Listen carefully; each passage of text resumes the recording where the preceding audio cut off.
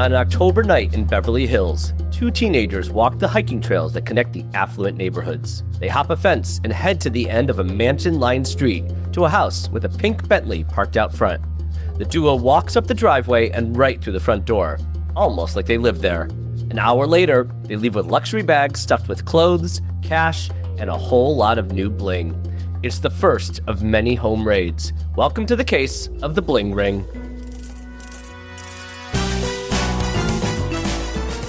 Welcome to Heist Club, where we've got a new heist story coming at you each week. We're here to uncover the details behind some of the most audacious and ridiculous robberies of all time. How they pulled it off, how they got caught, and the mysteries that remain. Bank heists, art heists, diamond heists, and other capers you won't believe. I'm Jesse. And I'm Todd. Welcome to the club.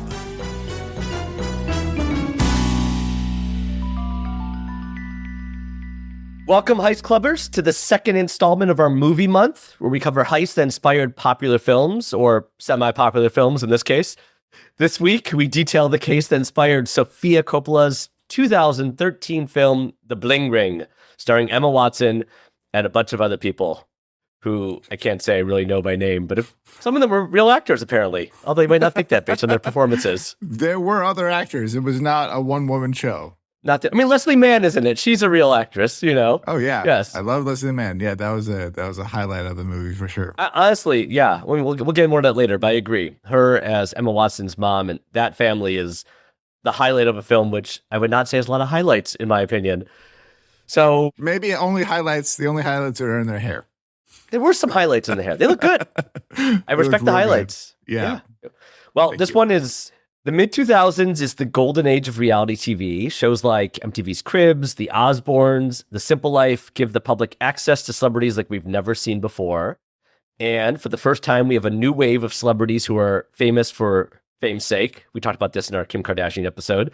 But Paris Hilton and Kim K leaked sex tapes, which launched multi-million-dollar empires for both of them. What was once seen as a career-ending scandal before is now suddenly a ticket to success. In August 2009, Los Angeles police get a call about a house robbery. With sirens blaring, they enter an affluent Beverly Hills neighborhood and pull up to the house of former child star Lindsay Lohan. The burglars took her clothes, her jewelry, cash, and even some private photos from her safe. The burglars didn't seem to leave any physical evidence behind, but the police obtained Lohan's security camera footage, hoping to get a clear shot of the thieves. They do, but none of the people in the video are in LA's criminal justice system, so not previous felons. However, they do look awfully familiar to the suspects in another celebrity home invasion from February that year.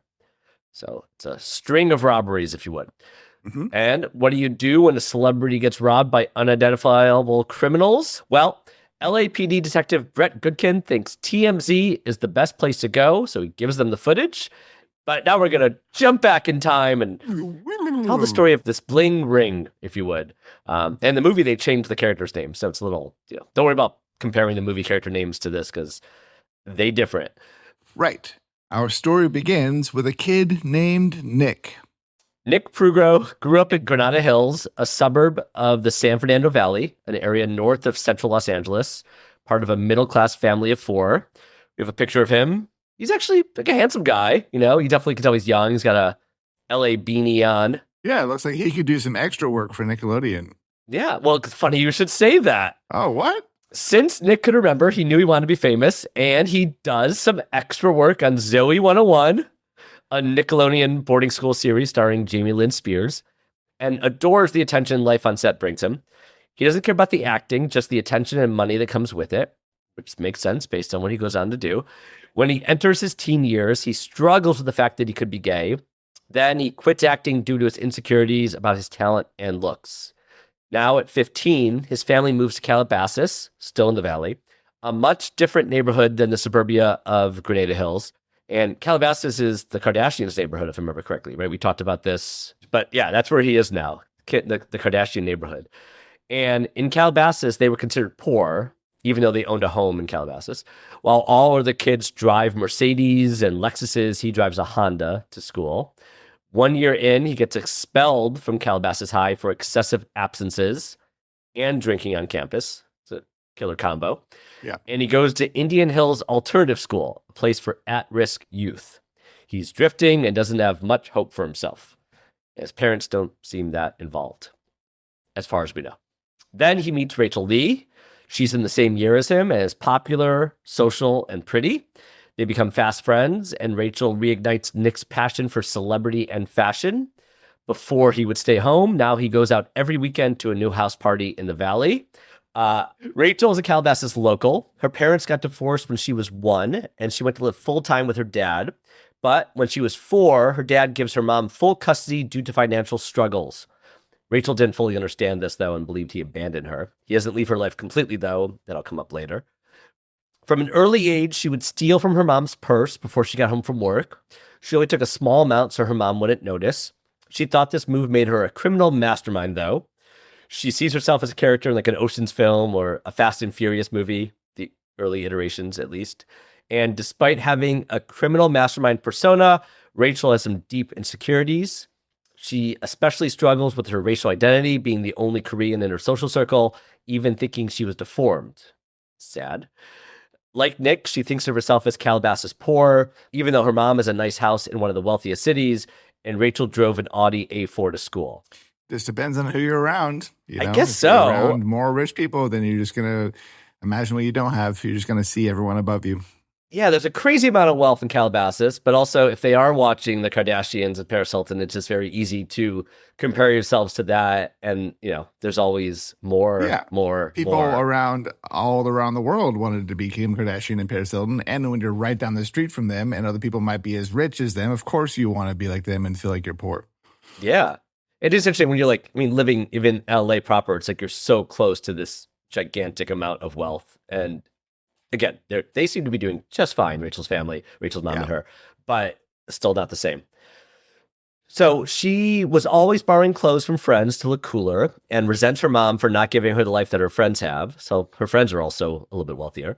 She wants to shop in Rodeo Drive like Paris Hilton and Lindsay Lohan do. So there you go. Rachel always feels an itching in the back of her mind that she needs more.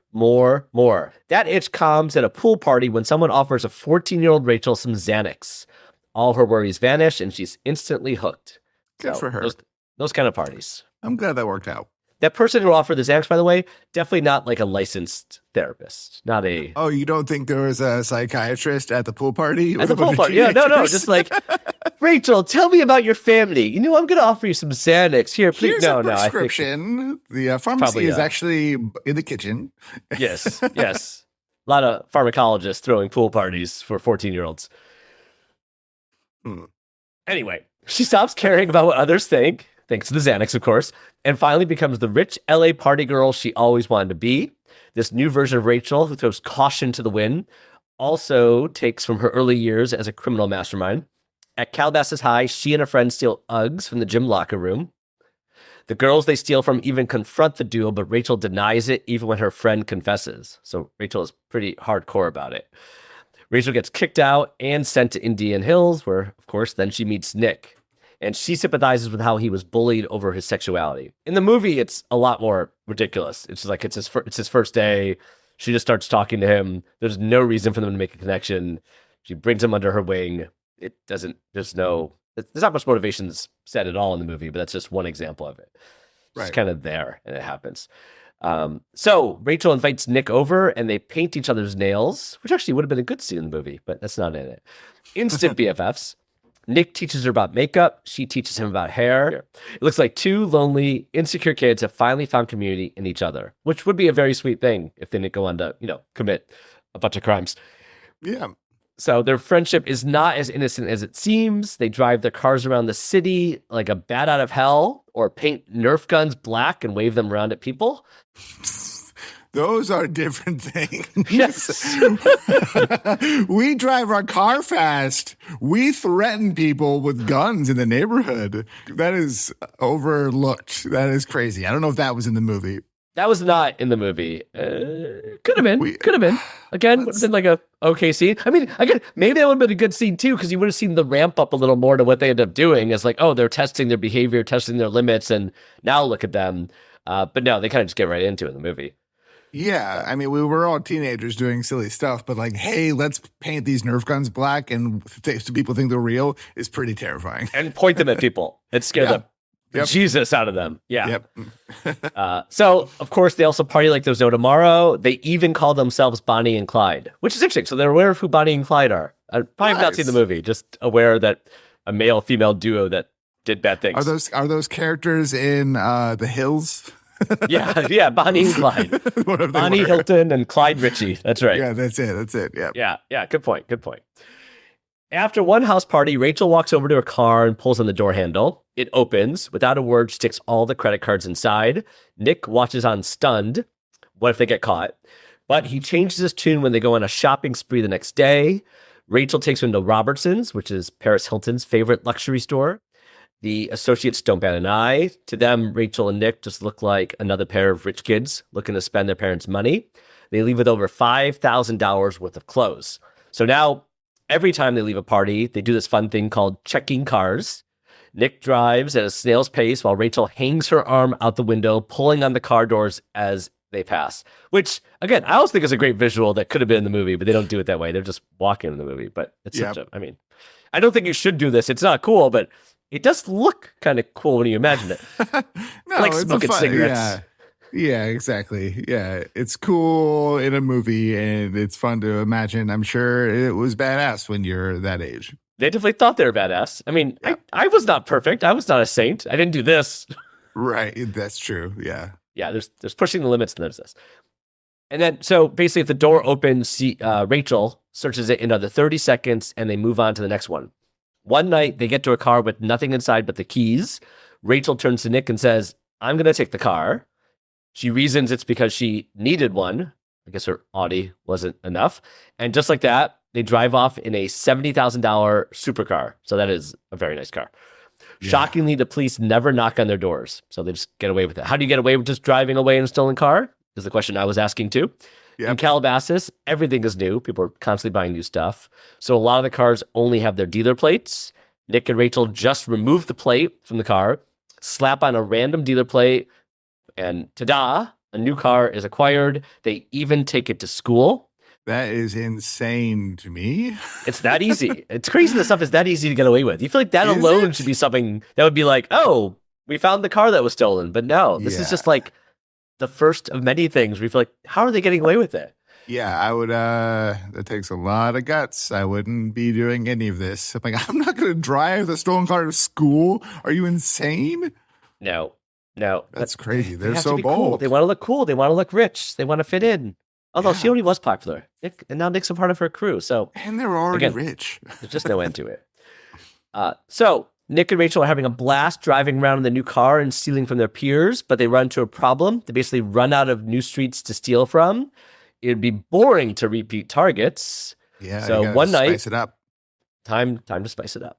One night in October 2008, while scrolling on MySpace, I remember MySpace, Will you be in my top 8? my top 8. That's what I was going to say too. Top 8. I love picking a song to represent myself. There were some positives of that. So while scrolling on MySpace, Nick sees that one of his old friends is going to Jamaica for 11 days, and that friend is rich. So a prime target, Jesse. Oh, yeah. Under the cover of night, Rachel and Nick pull up to the quiet street in front of the house. They check all doors and windows. The back door is unlocked. Rachel and Nick go for it. But riddled with anxiety, he has this sickening feeling that someone could come home at any second. They go from room to room together, coming up with nothing. They really have no idea what they're looking for until they reach the parents' room. Rachel lets out an excited squeal as she comes upon $30,000 in cash in an open safe. They leave as they came in, completely undetected. Bonnie and Clyde have their new favorite activity. It all felt so easy too, right? I mean, a lot of these do, not to give things away, but like doors unlocked, open safes. Yeah. It's like the middle class lock their doors, I think. You know, Yeah. actually, I think everyone does for the most part, except for the rich. I was gonna say, I I was gonna say lower classes don't, but that's very like 1950s of me to be like, no, we just don't lock our doors. It's like Yeah. they're just living in their own world and never think someone could break in. Like they trust their neighbors. I don't know. It's such a strange thing that all these doors and windows are unlocked. I mean, I just think it's crazy that it's unlocked, but it's also crazy that, I mean, if they're bold and dumb enough to do it, then it is really easy. If the car's right there, then you have a car. If you're dumb and bold enough to just think like that. You can It's see how pretty Nick insane. and Rachel just feel like people are asking for it to a degree. If they really cared about these things, they would lock their door. It's also an excuse. I'm not actually defending them, but in their minds, you can easily see like, what? It's easy to get in. It's easy to get out. The money's just there, and they're not going to miss it because they're richer than they are. Right, exactly. In Nick's bedroom, they brainstorm possible next marks. Another acquaintance? No, that might create suspicion. Everything changes when Nick finds a website called Celebrity Address Aerial. It's a gold mine. All their favorite celebrities' homes right at their fingertips. I kind of miss this day when a website could be called Celebrity Address Aerial. This is a different age of the internet. It's like just like aerial shots of celebrities' homes and their addresses. That was just a site people would go to. Yeah. I'm sure you could find it these days, but it might be a little bit more difficult. Yeah, you'd hope so. Yeah. So perhaps instead of buying from Paris Hilton's favorite store, let's go shopping in her own closet instead. To Nick and Rachel, Paris seems like the perfect target. Her persona in The Simple Life is one of a ditzy blonde.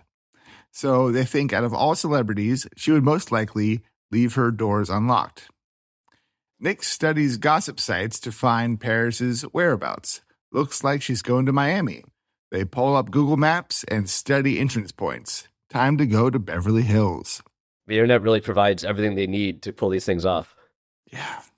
This is also, again, reminds me of the Kim Kardashian episode because you literally, can follow via social media and gossip sites, where they're going when and where they might be and where they're staying and all those things. So, that's still true now, but I know at the end of the Kim episode, we talk about how maybe Kim, especially herself, became a little bit more protective of posting things in the moment and letting people know where she was. Yeah. They're almost clever, kind of, or dumb. Just, I don't know, insane. Somewhere in between. Yeah. To avoid neighborhood guards, Rachel and Nick use connecting neighborhood trails. They have to hike for a bit and scale a fence. But once the physical work is over, they're right by Paris's house. I think that's an interesting human. Just imagine being like a teen walking in the woods. It's a nice breeze out, and you're going to Paris Hilton's house. Yeah. It's like, oh, we have to park and walk a mile as we're going to rob a millionaires. It's just insane.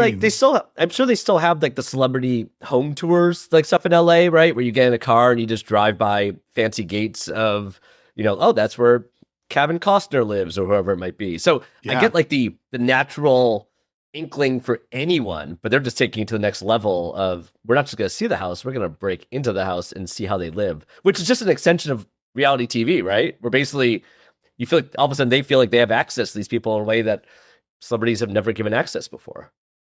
Yeah. They're just right there. Might as well go inside. Mm-hmm. Especially the doors unlocked. In Miami. Yep. They're right by Paris's house, and it's impossible to miss.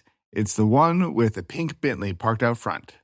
Rachel leads the way. She tells Nick the most important rule: act like you belong. But on the inside, Rachel feels like her heart is going to explode. She tries the doorbell a few times, and when no one answers, jiggles the doorknob. It opens. Okay, I guess they were right about Paris after all. Entering Paris Hilton's house is the coolest thing to superfans like Nick and Rachel. They marvel at the opulence, the excess, the grandness of it all. They go straight for the closets, which look like the stockroom of an early 2000s luxury boutique, stuffed with dresses, shoes, and lingerie, all designer and many with the tag still on. They also find purses full of cash and an open safe full of jewelry. That's another open safe. So that's 2 open safes so far. If I think there are more, but we got to start our counter. Ding, Yeah. 2. Why have a safe? More like an unsafe if it's not. Yeah, it's like it's actually pointing you in the direction of the stuff you should steal. Like, where's the safe? Oh, it's open. You don't even need to break into it. Yeah. Yeah, look at this treasure chest that's open and spilling. This must be the best jewelry. It's in the safe, the unlocked safe. All right. They're going shopping in Paris's house. They stuff their bags, fueled by adrenaline and the fear of a housemaid or bodyguard coming up upon them. They leave with $50,000 worth of clothes, jewelry, and cash. Rachel also leaves with a feeling of clarity. It's almost a better high than Xanax. She still needs to take at least a quarter bar a day, though. There you go. So she's still, it helps out. Yeah. They reason that because most of her clothes were gifted, it's not like they were actually robbing Paris, just brands that gave them to her. I get it. That makes total sense. I will say, I do find this really unfair. It feels like celebrities get so many things for free, and it's like they can afford it. I don't want to completely out a friend, but I know someone who runs a pickleball court in LA, and they get celebrities who come, and the celebrities never want to pay.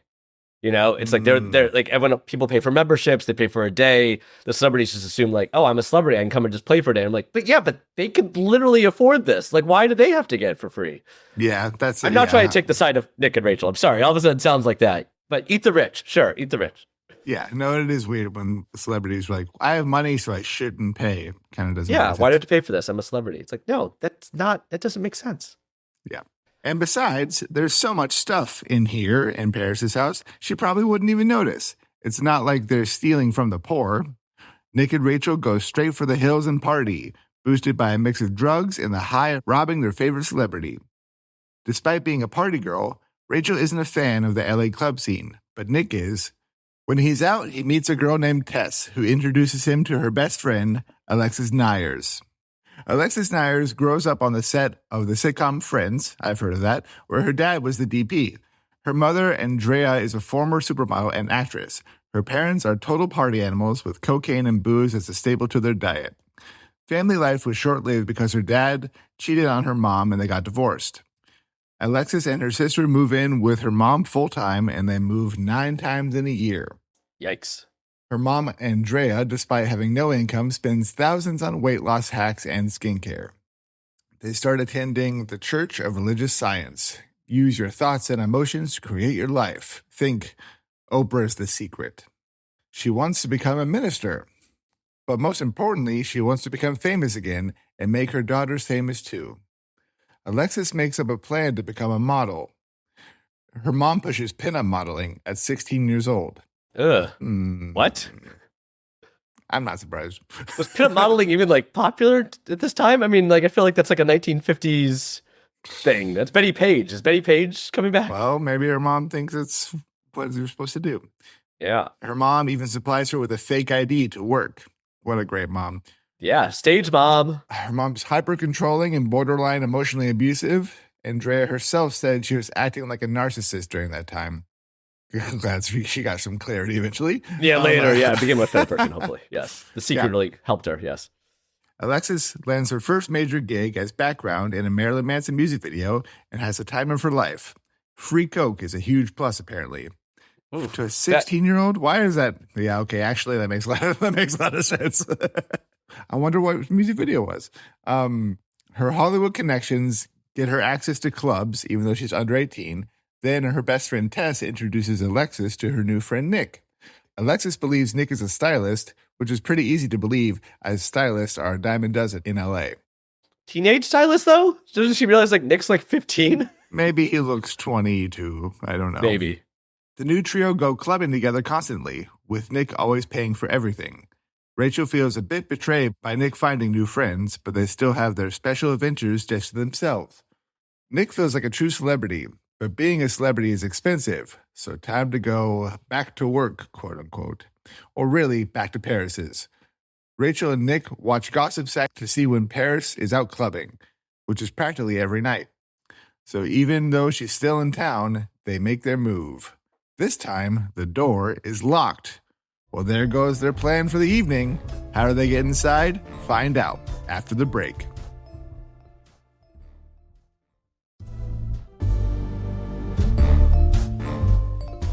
Okay, we are back. It is movie month here at Heist Club, and we're talking about the Bling Ring. Rachel and Nick return to Paris Hilton's house to fund their new young Hollywood lives, but this time Paris locked her front door. So she learned a lesson and knew things were stolen, or just randomly locked it this time? Not really sure. But also, hold on. Rachel checks under the mat, and there's a key. Wow. Paris Hilton, she's just like us. Wow. Keys under the mat. You know? Just like us. Wow, so human. Yeah, that's the simple life if I've ever seen it. Yeah. So Nick and Rachel, to Paris's closet they go. Rachel loves the feeling of trying on Paris's clothes in her own home. That is kind of such a strange thing. Yeah. It's like she's, exiting her own life and entering a more perfect one where she wants for nothing and is drowning in luxury. Nick tries on Paris's shoes and is elated when they fit. I did like that they had that in the movie. When the Nick character is wearing the heels and walking around. Yeah. Glad they didn't cut that out. Right. He even does a little victory dance. Can't say we see a victory dance in the movie, but in real life, he did a victory dance. Stealing from Paris gives them the ultimate power trip. And when they leave, they feel the triumph of getting away with it. They go to her house 5 more times. That's insane. Between October and December 2008. I laughed out loud when I read this line. He was like, couldn't believe it. It's just so absurd. I cannot believe that. Yeah. Well, I'd say 2 things, right? It is very possible that Paris or someone like her has so much stuff they don't even realize when 3 bags are taken or this amount of jewelry is taken. Or they're just, if she's partying every night, I don't know. Maybe she's just not paying attention to those things, obviously. Yeah, if you have a thrift store's worth of stuff. Well, that's being gifted to you all the time, too, right? You don't even know what you have. You're not cataloging it. Yeah, that's what I mean. It's just like you have a whole store and there's just piles of stuff, it sounds like. Yeah, obviously Paris has been rich her whole life, too. It wasn't like it was new wealth for her, so she just probably doesn't even worry when things go missing, I should say. After every visit, they always leave with a few grand in cash, designer bags, dresses, and cocaine, which Nick says was the best coke he ever had. To quote him, it was Scarface good. Yeah. Good for him. He's a real cinephile. He loves Scarface, Bonnie and Clyde. The undertold part of the story is how much they really appreciate the films of the 60s and Pacino. Yeah. Yeah, they really do. Yeah. Rachel brings her friend Courtney Ames along on one of their shopping trips. To Rachel, Courtney was the coolest girl in Calabasas High, and she stuck around after Rachel is kicked out. We have a picture of Courtney. Again, it's a girl. She has long hair. This is definitely kind of not to give anything away, as we sometimes do, it kind of looks like a courtroom, and she's dressed conservatively. She looks very unhappy in this photo. Based on her facial expressions, I feel like she's in a courtroom. Yeah. Even if we couldn't see the wood paneling behind her, it's like courtroom photo. She has courtroom face. Courtroom face. Resting courtroom face. Jinx and resting courtroom face. Jinx. We both had the same joke from 10 years ago, or whatever that's from. Yep. By December, Rachel and Nick realize that if they take too much, Paris will definitely notice her closet is half empty and report it. They finally realize this. How's it not half empty? But do they take it as a sign to stop? Nope. Instead, they find an insurance policy. 27-year-old Roy Lopez Jr. He works with Courtney at a restaurant in Calabasas. We have a photo of Roy Lopez Jr. He's got a goatee. He's a man. His hair is short. Nothing really to say about it. They draw out a map for him and give him Paris's house key with a Did they make a copy? With a promise of a cut of anything he manages to sell. He cleans out the entire jewelry safe, $2 million total. Wow. Which he hauls away in a Louis Vuitton bag, which is also quite valuable. The robbery makes the news the next day. Roy doesn't get caught, but he also can't find a way to sell his cut of the jewelry. Rachel and Nick monitor celebrity gossip sites for weeks and are relieved to see they are not named as suspects. They see it as a go-ahead to hit the next target. Sure. I will say, this is Bonnie and Clyde, right? It's like, how many places can we rob? They just keep going. I know we have not done Bonnie and Clyde on the pod yet, because that's going to be like a 3-episode series or something. There's so much there to tell. But I see the correlation now. I actually do see it. And in February 2009, Rachel tells Nick that she really wants Audrina Patridge's, this is reality star of The Hills, they want her style. The celebrity address site gives them her location, and TMZ lets them know Audrina will be at a party on Oscar night. Big night for movies, but also big night for heists, apparently. Just look at our Damiani episode from a couple weeks ago. This is literally the same night. Yep. They already know the entire layout of her house, since it's prime location on The Hills. They pull up Google Maps to find a way in. Then they walk through the neighborhood like they belong. And they're dressed like it, I'm sure. Although I imagine not a lot of people are walking. When I think of LA, whenever you saw someone walking or riding a bike, it's just like, you don't fit here. People don't do that in LA. But they fit in anyway. Rachel and Nick don't mind the cameras. Their faces aren't in any system, and neither are their fingerprints. They do wear gloves just in case. The doors are locked, but a side gate lets them into the backyard. Her back door is unlocked, which leads them directly to Audrina's storage room. And I will say, Bling Ring, the movie, was shot by Harris Savides, who did a lot of Gus Van Sant stuff and amazing cinematography. That's cool. I did not think the movie was well shot, but the Audrina break-in, where it's just it's like a faraway shot and the house is mostly glass. This was not actually Audrina's house, and it's a house to replicate it, unlike Paris Hilton's house in the movie, which is actually Paris' house. Paris let them shoot there. But it's a really wonderful, like, faraway shot where you see them go from room to room and get in from the back. From the That's back. cool. So it's a cool shot. In a movie of I think conventional shots, this one did stand out. Okay. For those cinephiles out there like Rachel and Nick. Sad I missed it when I fast forwarded through the movie. Yes, I know you didn't finish it, which I understand, unfortunately. Yeah. But I'm a completist. It's hard for me to not finish something I start. Good for you. Yeah. So Audrina, companies send her boxes upon boxes of stuff, hoping she would wear it on the show. It all ends up here in Audrina's storage room. They're also in luck because Audrina just went on a huge shopping spree in which she stuffed all her new clothes into a Louis Vuitton suitcase.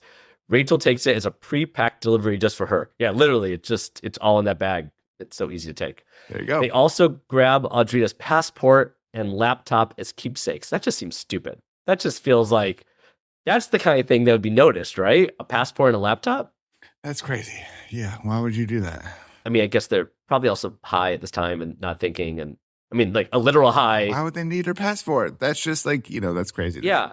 As a keepsake, but also as like the clearest evidence that you stole this from Audrina if you get caught later.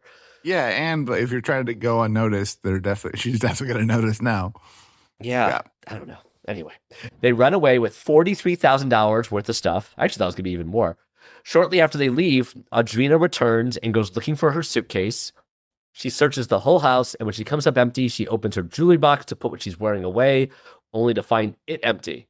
She locks herself in her closet, shaking as she calls the cops. So yeah, she's like afraid that they're still there. It's very scary. Again, that also reminds me of, the Kim K robbery was highly frightening. Whatever you might think of them as reality stars or being famous for whatever it is, like. No, I would never want to know that someone was in my house. It's absolutely terrifying no matter who it is, even if it's just some dumb teenagers. Yeah. The greatest hurt for her isn't that the burglars didn't just take Mina's clothes, they also stole sentimental family heirlooms. And not just the passport and the laptop. Brett Goodkin, the LAPD detective we mentioned earlier, is now assigned as lead detective on the case. The case is strange to him. Celebrities aren't really the target of robberies, especially home invasions. Audrina provides him with her surveillance footage with clear images of Rachel and Nick, but Brett doesn't know who they are yet. He gives the footage to TMZ, hoping for helpful tips. So this is it, right? It's over for Nick and Rachel, or so they think. Alexis, Nick's friend, is too busy partying to notice that it's Nick in the video. She's also too busy getting a pilot for a reality show. The pitch is that her family is going to be the hippie version of the Kardashians. Doesn't seem like much of a pitch. Meanwhile, the heat from the Audrina Patridge burglary dies down, and Nick and Rachel feel it's safe to strike again in May 2009, so about 3 months later. Rachel loves Fox teen drama The OC, and Rachel Bilson is the show's it girl. There's a few it girls from that show, but sure, she's one of them. And look at that. She's going to an event in New York. Nick is drunk when Rachel calls him for the heist, but he does some coke to sober himself up. Is that how that works? He drives with Rachel at 90 miles an hour down the freeway, so back to their speeding. Then a cop lights them up. He acts as sober as possible, and the cop lets them go. So, yeah, pro tip. If you're both drunk and high on coke, lean on the coke. It'll help you look sober. So they get to Rachel Bilson's house, a beautiful Spanish-style villa, find an unlocked window and climb inside. Inside the bedroom, all they can find is Chanel bag upon Chanel bags. Mid-heist, Rachel Lee, not Rachel Bilson, takes a quick bathroom break.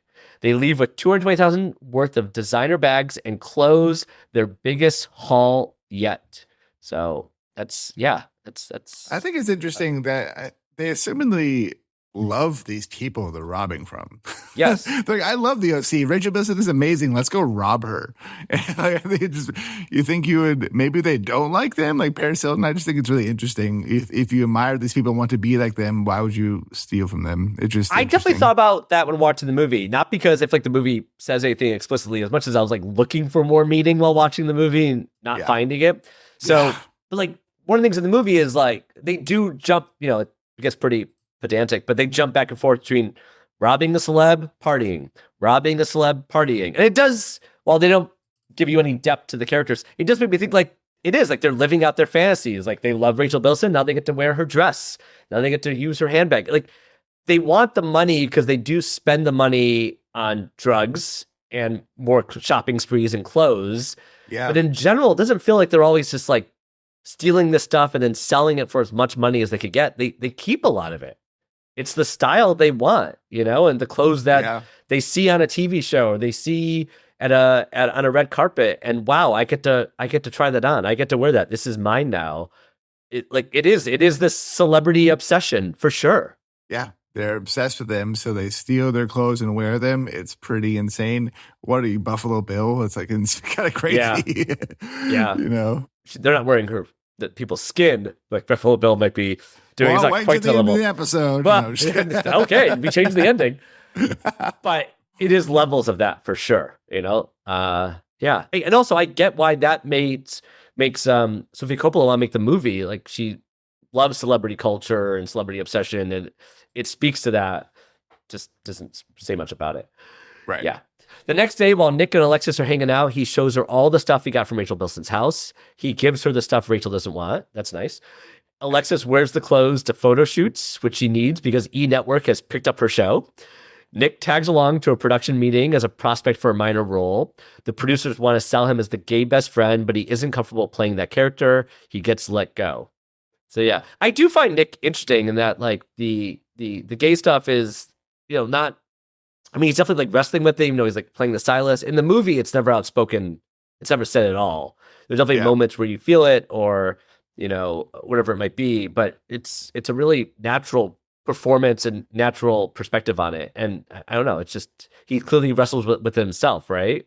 He loves the clothes, he loves the shoes, but he wouldn't outwardly play the gay best friend on a reality show. He could be on TV, which I'm sure he really wants, but he's not worth coming out to do that. Yeah. Although at the same time, we saw he was an extra earlier, right? And he didn't love set life as much as the style and the money that came with it. So yeah. So he says no to the show, but he keeps his friendship with Alexis. One night, she calls him crying, asking if she could stay at his house. It turns out she had gotten hooked on OxyContin. In her own words, they feel like the warm hug of a parent, which is incredibly sad. Nice. Her mom finds out, and Alexis runs to Nick. Now living with Nick full time, Alexis wants in on the gang. She's sick of getting stuck with Rachel's hand-me-downs.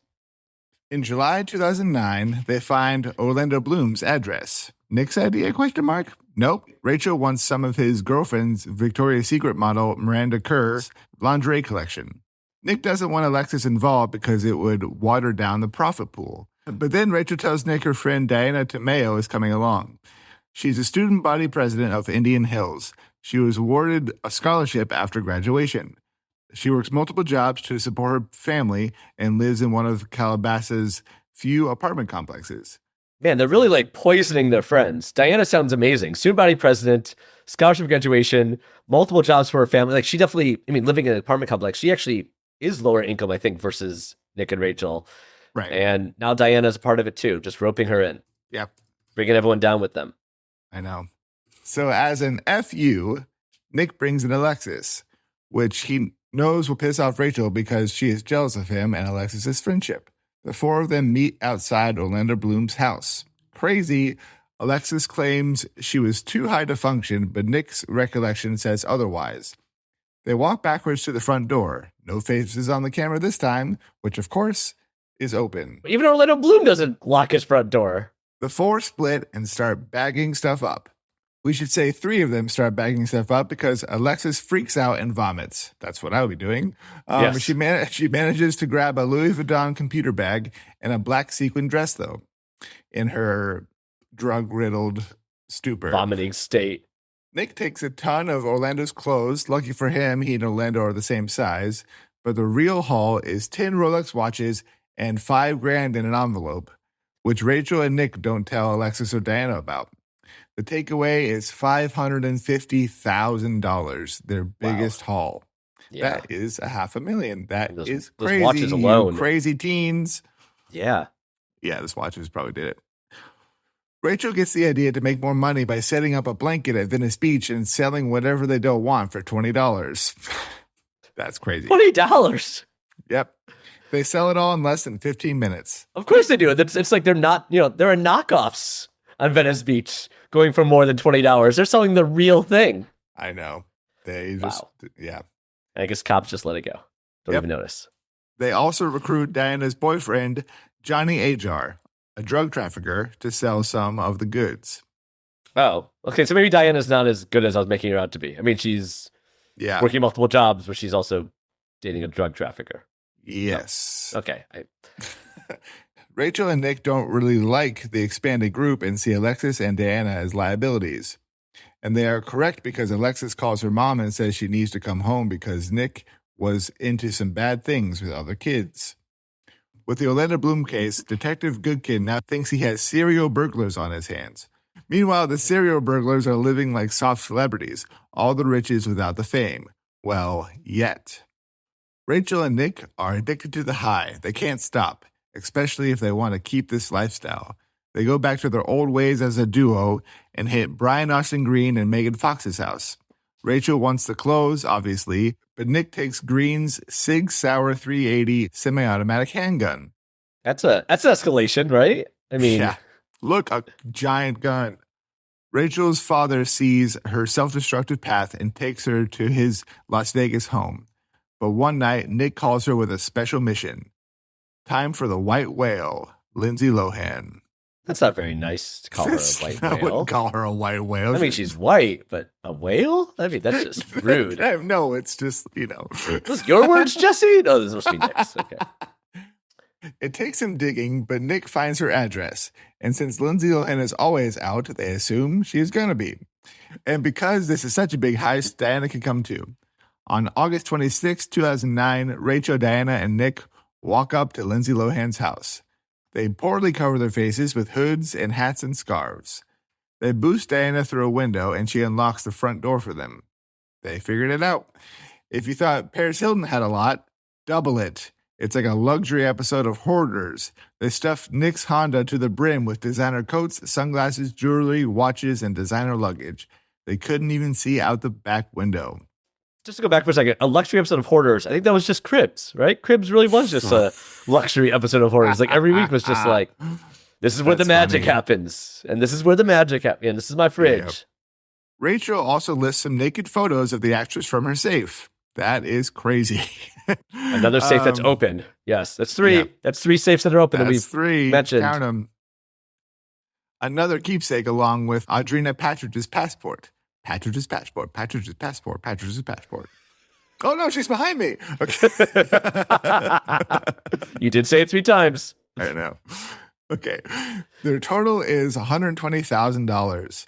Lindsay's security cameras provide Detective Goodkin a great image of their faces, which matches them to Audrina Patridge's case. He once again takes the footage to TMZ. Nick's world stops. His crimes are yet again broadcasted to the world. He moves all the stolen property to his grandmother's storage facility. Then, in September 2009, Alexis calls the police, trying to get ahead of the investigation and to clear her conscience. What does she tell them? Find out after the break.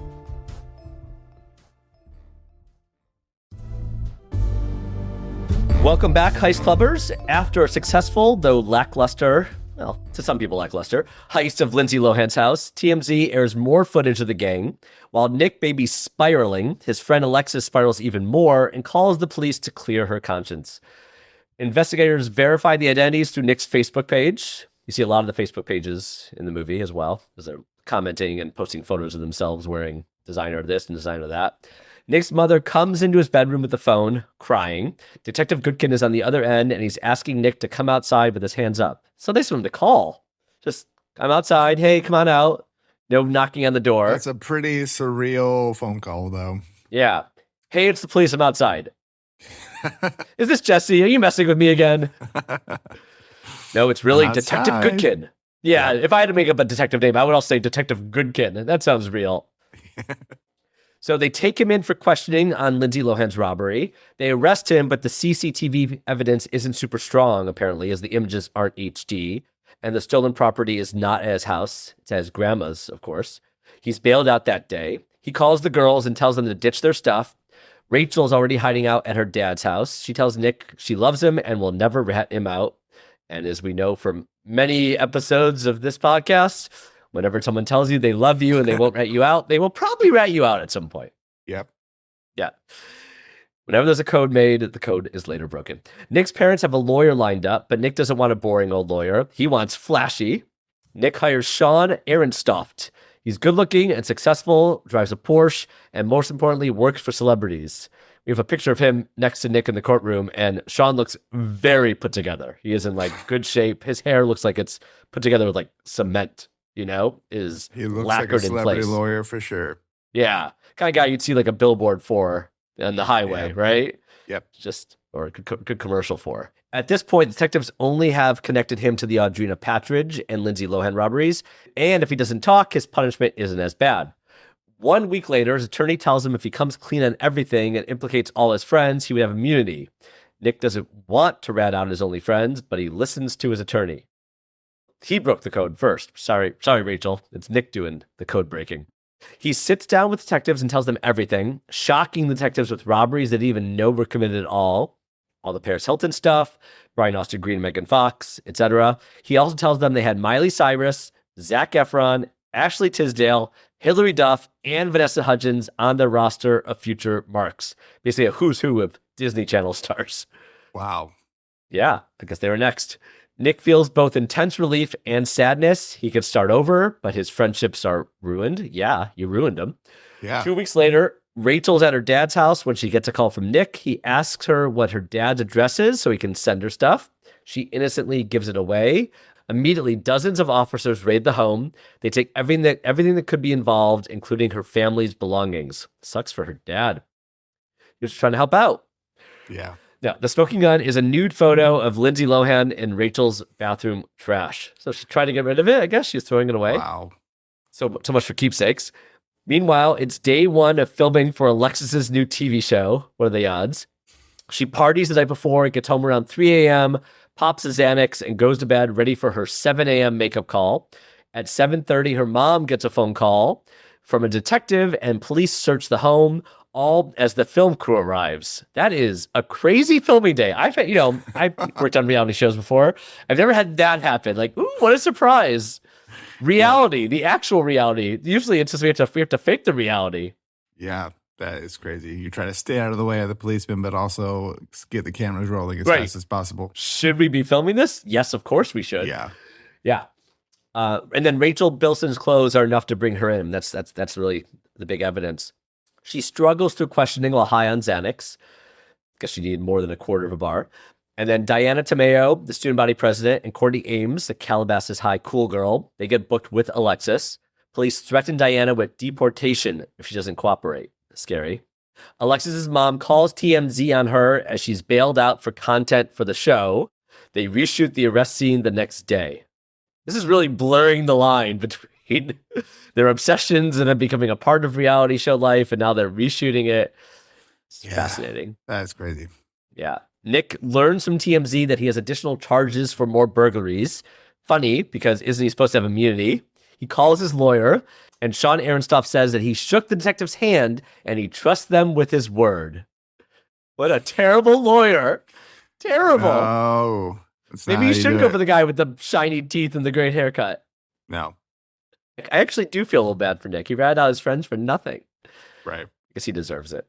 Yeah. Police search Facebook and find photos of the teens wearing the stolen property, just like in the movie.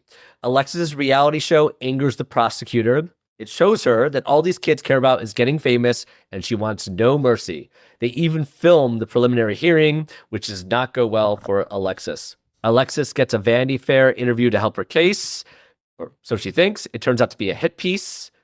Also, a hilarious scene in her show where she continuously botches her voicemail to the journalists. Yeah, it takes you back. She's also a kid. She's just a child. They're such... When People magazine reaches out to Courtney for comment, she responds with, "Nope, bye." I'm glad I got to say that. How was my bye? Say that too. That was really good.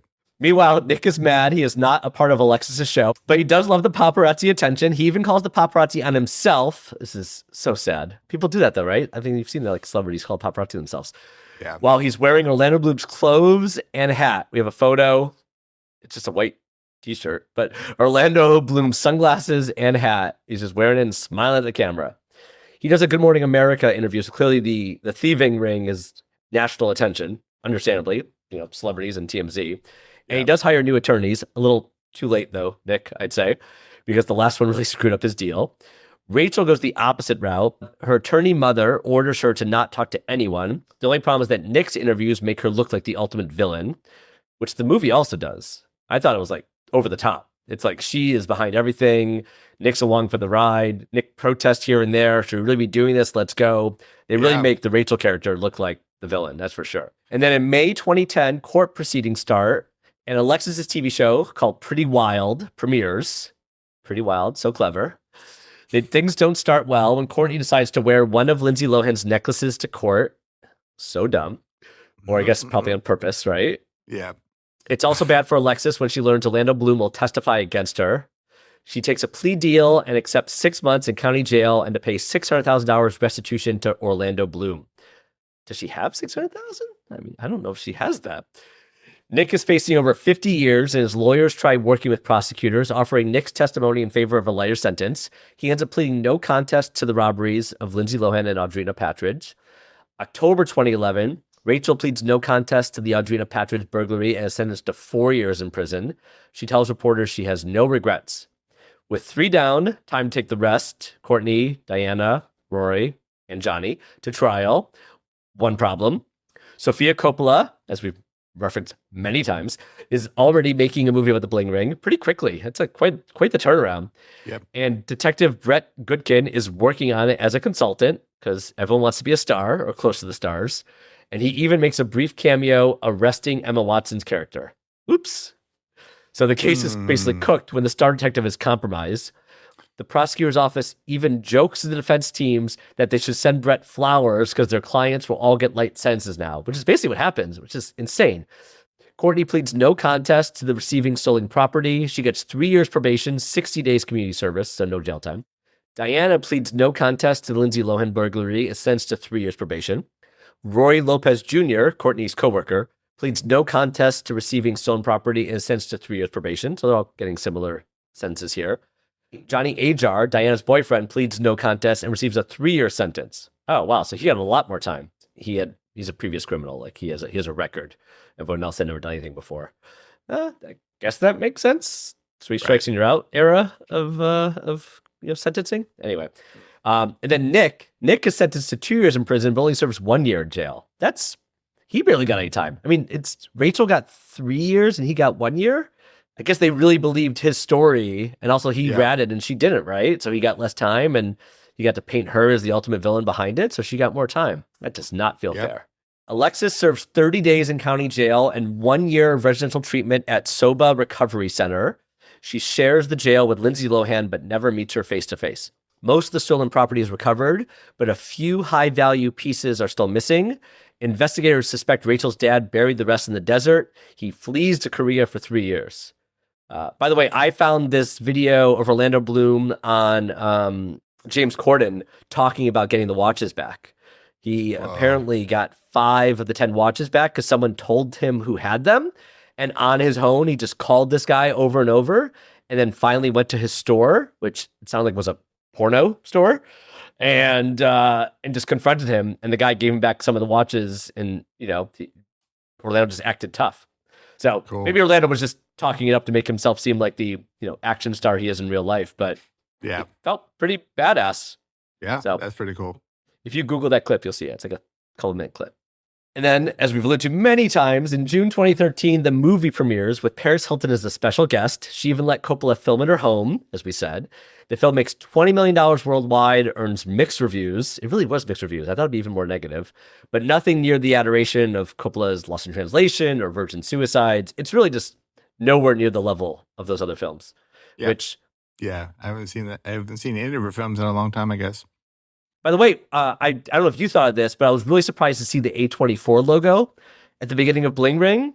I was like, wow, this is like a really early A24 movie. Yes, I looked it up. It was the 4th ever A24 movie. Oh, that's crazy. A Roman Coppola movie was the first, Sophia's brother, but Spring Breakers was the second, and then Bling Ring a little bit after. But like super early A24. Just that's crazy. So crazy. So this is the end for the Bling Ring. In fast forwarding, in 2015, Nick is charged with stalking and solicitation to commit sexual assault, hiring someone to commit sexual assault. That's terrible. So, Nick is painted as the the follower in a lot of these cases. Clearly, he's got it in him too. Today, Alexis has been sober for 15 years, has 2 children, and works in substance abuse rehabilitation. So that's a good story. She definitely learned her lesson. Yeah. Courtney Ames changes her last name in 2016 to disappear from the public. I totally get it. Diana Tomeo is married and works as a personal trainer. So it seems like she's doing okay. And in 2023, Rachel gives her first interview in The Ringleader, which is an HBO documentary about the Bling Ring. That's on Max. She denies being the sole ringleader, I like that title, by the way, and says she no longer wants for material things. She vows to never speak to Nick again. Okay. I'm glad she got to tell her side of the story. It feels like, again, not much else did. Right. And now, and the last thing for Nick is he now lives with his husband in LA. Don't know much more than that, but okay. Quite up. Seems like they all kind of made it out okay. I mean, yeah. I mean, we don't know about Johnny. We don't know about Roy. So we don't necessarily have updates on everyone. Yeah. Maybe not everyone has the happiest of endings, but they're living their lives. They did this thing. And I mean, they're still, they were 15 in 2009. So they're now around 30. They're in their early 30s or something. So finally maturing, maybe. I swear I'm really into movies, but we keep watching movies where I'm like, oh, I never saw that before. So I did just watch The Bling Ring for the first time, but I was very aware of the story at the time. I remember hearing it. I didn't watch TMZ, but it was everywhere. And it really, I think people, again, even if they haven't seen the movie, this is just a well-known string of robberies. I think everyone knows The Bling Ring. I didn't know. You didn't know? Really? You hadn't heard of this? I don't think so. I had heard of the movie, but I didn't. Yeah, I guess I didn't. You didn't know what it was. About it. Yeah. Wow. Okay. Well, then I shouldn't assume that. Maybe our listeners, this is all new to them, and which is that's funny because I remember watching The OC, and I was around their age at the time. It's like I wasn't really. I didn't watch anything else really, but I definitely remember this culture. Like the Osbournes, and it's just really interesting. It definitely brings me back to 2008, hearing all this stuff. I can hear Flo Rida now in my as the soundtrack. I mean, the soundtrack of the movie does take you back too. It's like the first song you hear is Sleigh Bells. And Sleigh Bells. I mean, it's a few years since Sleigh Bells. I saw them really early when they were playing shows in New York. You're like, okay, I know this era. Also, ends with like Frank Ocean over the credits, which maybe miss Frank Ocean, but like it's a lot of Kanye too. There's a lot of Kanye. Got it. All makes sense for the time. Right. I can't remember if this came up on another episode, but like this kind of thing is still going on. Maybe we'll tell their story at some point, but in the last few years, there's been a ton of athletes who've had their home was broken into while they were at away games. And so, people, fans of them steal memorabilia, but they know they're out of town because they're away. Pat Mahomes, Joe Burrow, a lot of prominent NFL players, but also other sports. And as far as I know, those people, for the most part, have not been caught. I don't know if it's one group of people going across the country or it's just random crimes, but while it's not happening to celebrities as much as far as we know, or we're not hearing it, or they're keeping it quiet, the athlete stuff has been really like a lot. There's a lot of press about that. And it's really interesting. Yeah. I think security systems would be better 20 years later, but I don't know. Yeah, that's a good point. Maybe they're at least covering their faces. The people who are doing it are probably not teenagers just going for strolls in the woods and opening unlocked doors. Maybe they're a little bit more sophisticated about it. Yeah. Even with the cameras and everything. I hope these athletes are smart enough to have security systems and lock their doors and lock their safes, please. Yeah. That is the PSA of this episode. Lock your safe. Okay, diamond rating. Where are you going, Jesse? Where are you at? It's they take a lot. They take it for a long time. They go back and back in these homes, but maybe it's just too easy. That's why they do it. I should think about these diamond ratings beforehand. I never do. And then I'm like, well, what does it mean? I don't either. Yeah. On the spot. Okay, if you want me to go first, I mean, the internet makes it sure makes the planning easy. It feels like you can find their addresses, you can find them when they're out of town, you can find ways in. That does require research. They're not just like literally finding the address and hoping they're not there, although they kind of are, it feels like with Paris Hilton. She's just out in the town partying and they're hoping she's not there. I was gonna go 2 stars, I think. They take a lot though. It's just like it's not sophisticated. It's not sophisticated. And they don't even like hide it. They tell their friends, no. They wear the clothes, they drive around bring the in car. More people. They're really dumb. It's not impressive. Yeah, 2 stars feels good because they don't get caught immediately. They do it a lot. They get into some pretty fancy celebrities' homes. But like, again, it's not impressive the way they're pulling it off. And then in the end, they rat at each other and they all get probation or jail. Like no one gets away with anything really. They don't keep anything. I mean, maybe there's some stuff in the Nevada desert that Rachel's dad buried that they got later. But is that even, I don't know, great. You got a dress. I don't know. It doesn't feel that impressive. Oh, good. I found a buried dress. A buried dress. Yeah. Yeah. I'll give it a 2.5 because even with the probation, it feels like they kind of got away unscathed. Well, that's true too. And I mean, Rachel got 3 years, which is not nothing, but like. Yeah, that's true. Yeah. Yeah, their names got tarnished, but maybe they got fame that they kind of liked also. Well, yeah, you're not wrong. Like, they're like, haha, this is a funny thing I did when I was a teenager. Isn't that interesting? Yeah. I bet they love it. I mean, I'm sure they're all different. And some, changed their name and disappeared. Who knows? They kind of got away with it in a lot of ways. Yeah. Even like the trial got like publicity. So even that, like, it got them on TV. Like, that's what they wanted. They wanted this level of fame, and they all dressed well to the trial and everything. So I will give it a 2.5 just for the utter boldness, because we've all done stupid things when we're teenagers, but that is next level ignorance. Like, let's just go in this house. Like, let's just go to Paris Hilton's house. That's insane. That's why we're talking about it 20 years later. That's why there's a movie about it. Like, it's crazy for a reason. Yeah. And the HBO documentary was only made like a couple years ago. That's pretty recent. So like this, Rachel obviously still staying in the news, but it's still with attention. People are still thinking about it now. I will stick with my 2 diamonds, but all right. I understand a 2.5. And again, it's the entertainment value of it. The shockingness of it is still there. It just, as a heist itself, not the most impressive. Unsurprisingly, the Bling Ring movie did not get any Oscar nominations, but it is still part of our movie month. And this is our second episode from Movie Related Heist. We have 2 more to go. The Lufthansa heist from Goodfellas. So come back next week for that. Lots of details, maybe a bad De Niro or Pesci impersonation or 2. We'll see. So enjoy our movie month of episodes, and we'll see you next time. That's a cut. See you next time. Thanks, y'all. So cheesy. Heist Club is a production of School of Humans, hosted by me, Todd Weiser. And me, Jesse Nicemonger. I do all the fancy audio and music editing too. This episode was researched and produced by Carolyn Talmadge. Our senior producer is Amelia Brock. Our production manager is Daisy Church. Our executive producers are Virginia Prescott, Brandon Barr, and Elsie Crowley. Join us again next week for Heist Club, and don't forget to rate and review. Thanks.